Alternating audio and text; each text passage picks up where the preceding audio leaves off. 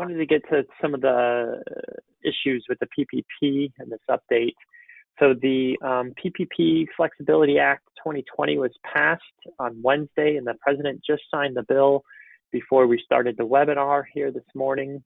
And we'll talk about that, what that means for employers with the PPP. And then we're also going to briefly discuss some of the guidance we're seeing about the PPP coming out from the Treasury and the SBA. We had a May 15th guidance come out and further guidance issued on May 22nd. And just as a warning to everybody too, we're going to cover this pretty high level. We're not going to get into the specific accounting calculations, so it's important to consult with your accountant on the PPP issues. It's changing very quickly, and I know with this new bill, we're going to talk about there's some ambiguities already with the bill that was just signed by the president that Congress is already dealing with. So definitely check with your accountant on these issues. So with that, Mike, I'll hand it over to you to do this quick overview of what this new bill signed today means. Thanks, Anthony. I'll try to get through this before my dogs hear another threat in the neighborhood. So the PPP originally came with the CARES Act, and this Flexibility Act kind of expands on some of the issues that a lot of employers didn't like about how the PPP was originally designed. One of the biggest complaints employers have had is, you only had 8 weeks from the dispersal of the funds to use it for covered expenses and get reimbursed. This new act increases that to 24 weeks, which I think is going to be a big help, particularly for the number of businesses we've seen that are not yet open and not yet sure that when they're going to be open. So you can use up to 24 weeks, but no later than the end of 2020. If you already have a PPP loan, you can elect whether you want to do 8 weeks or 24 weeks. But new loans going forward will have a 24-week covered period.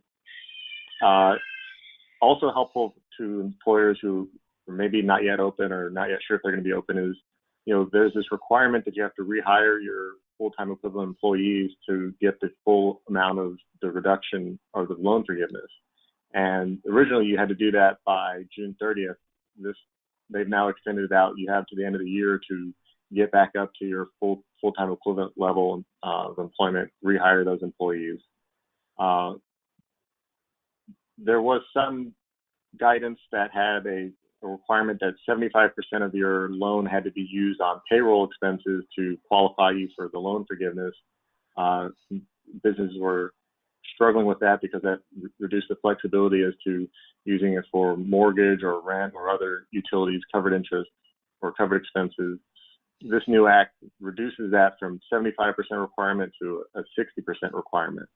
There is still some ambiguity. There's an interpretation that, well, if you don't meet the 60%, do you get no loan forgiveness or do you get some lower amount of loan forgiveness?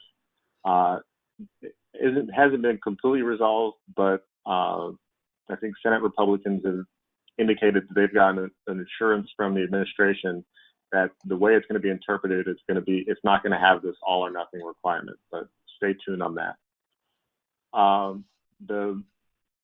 If your loan wasn't fully forgiven, the amount that's left over, they increased they set a new maturity time of 5 to 10 years for that loan to mature with still the interest rate of 1%. If you're a current borrower, you can negotiate with your lender to try to get that 5 years to pay off the loan. And then the update we got this week from the SBA is of the $660 billion that was allocated, they've dispersed about $511 billion. So there's still some money left for new borrowers. And certainly now with the greater flexibility, you no longer want to kind of wait and time that. The congressmen have been very vocal that they expect and intend that there won't be any new loans approved after the June 30th date, even if there's still money left in the pot. So certainly time to get on that if you've not already. Now, Anthony, the other thing that employers have been, struggling with is, well, I have to get back up to my full-time equivalents. What if I'm not able to do that for various reasons? People don't want to come back. I'm not open. What do we have some more flexibility on that? Yeah, so this Flexibility Act actually built in some more exemptions for employers that can't get the employees back into the workplace after this pandemic. So there's these two new exceptions that I have on this slide, and it's not getting a lot of coverage in the news, but I think it's going to be some good exceptions for employers that are having troubles bringing employees back. And I know this has been a concern with employers prior to the act being passed, with employees either one being afraid about coming back to work, being afraid to contract the virus, or two, just receiving so much in unemployment benefits that they don't have a need to come back to work. So we're getting additional forgiveness or some exemptions for employers on this front. And so for this first exemption that was passed, so for both of them, within the law, the employers have to show a good faith, just good faith to get both of these exemptions, either one of these exemptions. And they're going to have to document this too. And to what extent and what kind of documents, we don't know yet. We're going to probably have some guidance on that. But the first exemption is open to employers if they can't rehire the individuals that were employed on February 15th, 2020. They can't bring them back. And then there's they've been out trying to rehire somebody to fill that position, but it hasn't been filled on or before December 31st, 2020. If you can document that, you've been trying to fill the position, the fact that you can't fill that position won't be held against you in this loan forgiveness aspect on trying to get the loan forgiven.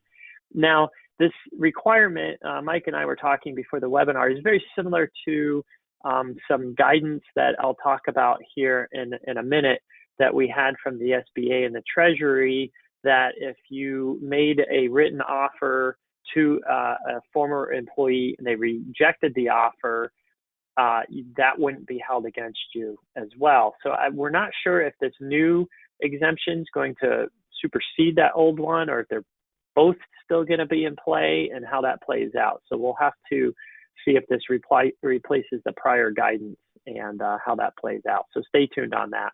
The second exemption that was in the bill allows employers to basically say, look, if I've had regulations, and it's very specific, it's only regulations from the Secretary of Health and Human Services, the Director of the Centers for Disease Control and Prevention, or from OSHA, for regulations that have been issued from March 1st, 2020 to December 31st, 2020.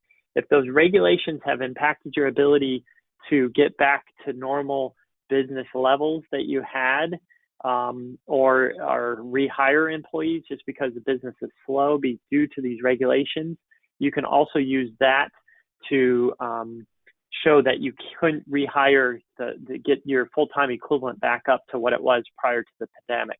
And your loan can still be forgiven if you can make this showing.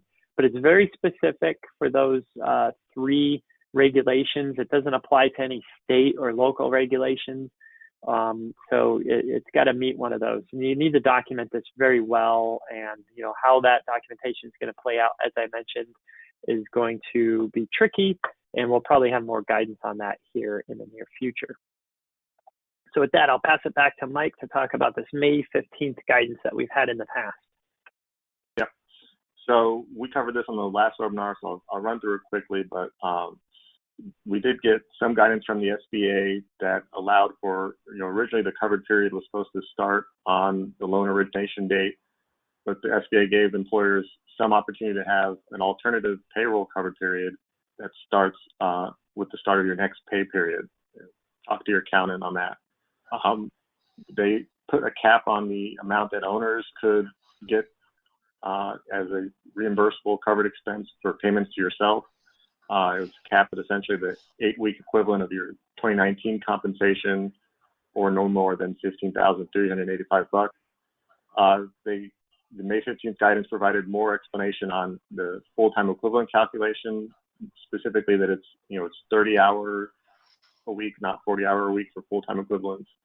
And then there's more guidance on the safe harbor for if you have to need time to rehire your employees to get up to the prior amount. They provided more guidance on that. And a week later, they provided little more additional guidance with the May 22nd update. Anthony, are you Yep. covering that? You know what, on the full-time equivalent, I don't know if I misheard you, but the guidance came out saying it was 40 hour per week, not 30 hour. Oh, I don't know if you said that.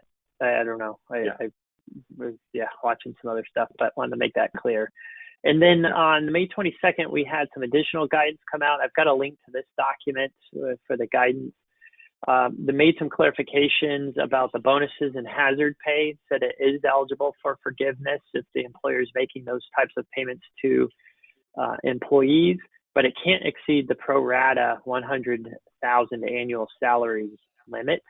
And also they made some additional clarifications about the owner pay cap. It's got to be the lesser of 8/52 of their 2019 compensation, or of the total cap of 15,385. So pay attention to that additional guidance on May 22nd.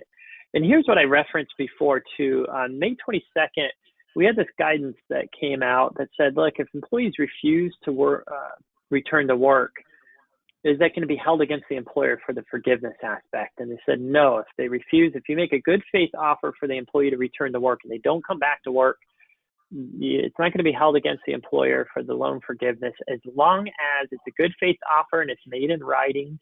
And then there was this new requirement that we hadn't seen before that came out, and the Treasury and the SBA said that the employers are going to need to notify the state unemployment office of the employee's rejection of the offer within 30 days of the rejection. And this document says that further guidance on this will be issued. We haven't seen any further guidance. I checked on this yesterday. We don't know, what other kind of guidance they're going to say, how that notification is supposed to take place, but it's important to keep that in mind. And again, how this is going to interplay with the new Flexibility Act that was just passed today, we're not certain, but keep an eye on this.